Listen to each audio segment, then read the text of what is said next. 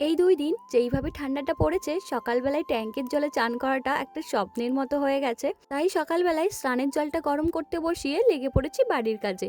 আর বেশ অনেকদিন ধরেই বিছানার চাদরটা চেঞ্জ করা হয়নি, তাই বর আজকে বিছানার চাদরটা চেঞ্জ করে দিচ্ছে। সেই সুযোগেই আমিও বাড়ির হাতে যে সমস্ত কাজ ছিল সেইগুলো সেরে নিলাম। এই শীতের সময় সকাল সকাল স্নানটা করতে পারলে মনে হয় যেন একটা বিশাল বড় কাজ সারা হয়েছে।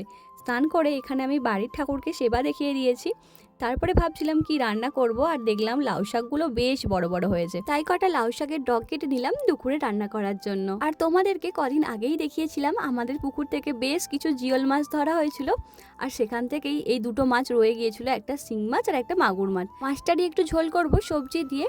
আর এই কাতলা মাছগুলো আমাদের বাড়িতেই বিক্রি করতে এসেছিল, সেখান থেকেই নেওয়া হয়েছে। এখন সত্যি বলতে এই ঠান্ডার জন্য সকালবেলা কেউই বাজার যেতে চায় না, তাই বাড়িতেই মাছ বিক্রি করতে এলে সেখান থেকেই নিয়ে নেওয়া হয়। আর আজকে বাড়িতে একটু পিঠে করা হবে, পিঠে নয় মানে তালের এই যে শাঁসটা, এটা দিয়ে ফুলুরি বানানো হবে। এটা কিন্তু আমি বিয়ের পর এখানেই প্রথম খেয়েছিলাম। আর এটা কিন্তু আমাদের বাড়িতে বেশ মাঝে সাঝেই বানানো হয়, আর খেতেও কিন্তু খুব ভালো হয়।